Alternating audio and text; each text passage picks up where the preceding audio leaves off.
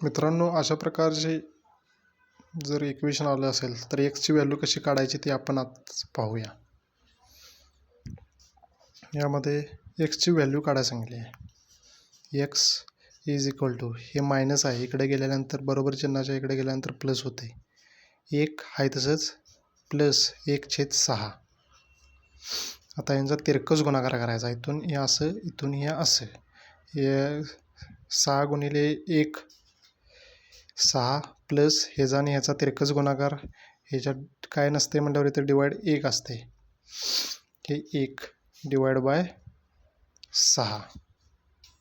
याची बेरीज किती आली? 7/6. एक्सची व्हॅल्यू 7/6 आली. कळालं ना तुम्हाला? हे मायनस आहे, इकडे गेल्यानंतर प्लस झालं. 1/6 याचा तिरकस गुणाकार केला. हे तिरकस गुणाकार 6, याचा तिरकस गुणाकार 1, ॲडिशन झाली डिवाइड बाय हे 6 आहे त्याचं गुणाकार, याचा आणि याचा गुणाकार 7/6.